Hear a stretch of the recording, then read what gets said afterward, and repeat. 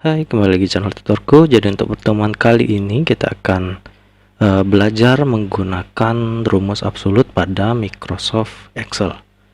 Nah, jadi apa sih yang dimaksud dengan rumus absolut? Kapan kita menggunakan rumus absolut? Jadi absolut itu digunakan ketika kita ingin mengunci sel yang ada di Microsoft Excel kita. Jadi kita bisa mengunci baik itu barisnya, baik itu kolomnya, ataupun baris dan kolomnya kita kunci. Nah, jadi di sini ada contohnya. Jadi sebelum kita masuk ke rumus absolut, kita belajar untuk mengkopikan data yang ada di kiri ke kanan tanpa menggunakan rumus absolut. Jadi caranya adalah sama dengan, setelah itu kita klik di A3. Jika kita tarik ke bawah, karena di sini dia tanpa menggunakan rumus absolut, maka dia akan mengikuti data yang ada di sampingnya. Nah, jadi kalau di G3-nya ini akan mengambil data di A3, dan seterusnya C5 di I5-nya ini karena dia C5, maka dia akan mengambil data di sini, dan seterusnya sampai ke sel K7. Nah, jika kita menambahkan rumus absolut, jadi absolutnya itu dia menggunakan simbol dolar, maka dari itu kita ketikkan sama dengan, setelah itu kita klik di A3, dan kita tambahkan dolar di depan dari A dan 3 ini. Jadi seperti ini, jadi dolar A, dolar 3. Ketika kita enter dan kita tarik ke bawah, datanya akan tetap ada di sel A3 karena dia dikunci selnya, baik itu baris maupun kolomnya. Nah, jadi ini dengan menggunakan absolut atau dengan menambahkan dolar di depan kolom maupun di depan barisnya. Nah, sekarang kita coba menggunakan absolut di kolomnya saja. Nah, jadi karena dia menggunakan rumus absolut yang ada di kolomnya aja, kolomnya itu adalah kolom A. Ketika kita enter dan ketika kita tarik ke bawah, kalau tarik ke bawah berarti dia mengikuti karena dia ada di kolom A. Sedangkan ketika kita tarik ke bawah ke samping, dia akan tetap berada di kolom A ini karena dia kolom A-nya dikunci. Jadi kita tidak bisa menarik ke sampingnya jadinya. Jadi di sini ada A3, di sampingnya juga A3, di sampingnya juga A3. Nah, selanjutnya ada yang disebut dengan rumus absolut yang kita absolutkan cuma barisnya saja.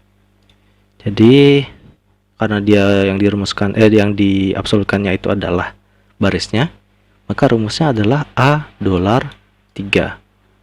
Ketika kita enter dan ketika kita tarik ke bawah, karena tadi yang diabsolutkannya adalah barisnya, maka di bawahnya maka barisnya akan dikunci, maka akan muncul rumusnya adalah tetap 1.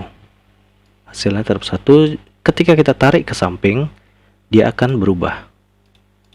Nah, jadi modelnya seperti kita kuncikan antara kolom ataupun barisnya.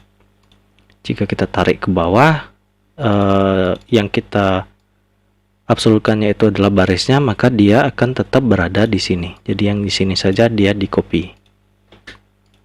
Nah, biar lebih paham kita akan masuk ke latihan soalnya. Jadi pengaplikasiannya. Jadi di sini ada daftar nilai siswa. Jadi di daftar nilai siswa ini nilai yang di bawah KKM, maka dia akan ditulis di kolomnya ini akan ditulis dengan nilai tidak lulus. Jadi jika 75 ke atas, maka dia di kolomnya ini akan dituliskan atau akan bernilai lulus. Nah, karena di sini kita menggunakan rumus if, maka rumusnya adalah sama dengan if kurung buka. Satu kita pilih logical testnya adalah ini. Jadi C5 lebih besar sama dengan D4. Ya, karena KKM-nya kita ambil dari datanya di sini. Nah, karena datanya ini nggak bergerak ke bawah, maka dari itu kita perlu absolutkan biar dia dikunci di D3 saja. Jika kita tanpa absolutkan, kalau kita hilangkan dolarnya ini, maka dia akan, ketika kita tarik ke bawah, dia akan ikut ke bawah juga. Nah, setelah itu C5 lebih besar sama dengan D3. Jika benar, dia akan bertuliskan atau bernilai lulus. Jika tidak, jika salah, dia akan tuliskan tidak lulus di enter. Nah, jadi seperti ini.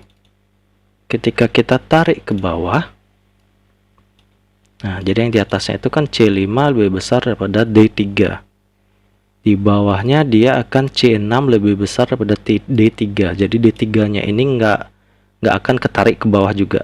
Jadi C6 nya ini ketarik ke bawah. Dari yang pertama itu adalah C5, kita tarik ke bawah maka akan berubah menjadi C6. Sementara yang D3 dia karena sudah dikunci, maka dari itu dia tidak akan bergerak. Nah, jadi ini kita gunakan ketika kita mau membuat selnya itu agar tidak bergerak, baik itu baik itu baris ataupun kolom. Jadi kalau kita mau mengunci baris dan kolomnya, maka kita tambahkan dolar di depan kolom maupun di depan baris. Jika kita mau cuma mengunci kolomnya aja, berarti kita taruh dolarnya ini di depan dari kolomnya saja. Jadi di barisnya nggak perlu. Begitu pula sebaliknya, jika kita mau mengunci barisnya aja, maka kita tambahkan dolar di depan barisnya. Jadi sesuai dengan keperluan kita. Kalau di sini karena kita mengunci baris maupun kolomnya, maka dari itu kita tambahkan dolar di depan di masing-masing baris ataupun kolomnya. Nah, dolar ini kita juga bisa menggunakan tombol F4 untuk menambahkannya. Jadi contohnya adalah, jadi D3, setelah itu kita pencet F4, dia akan secara otomatis menambahkan dolarnya. Jika kita mencet F4 lagi, maka dia akan berubah menjadi dolar yang ada di baris saja. Kita pencet F4 lagi, dia akan berubah menjadi dolar yang di kolom. Kita pencet F4 lagi, dia akan kembali ke tanpa absolut. Nah, jadi F4-nya ini tergantung dari masing-masing laptop. Jadi kalau misalkan laptopnya itu settingannya perlu mencet Fn, maka dari itu kita perlu pencet Fn dulu, setelah itu F4.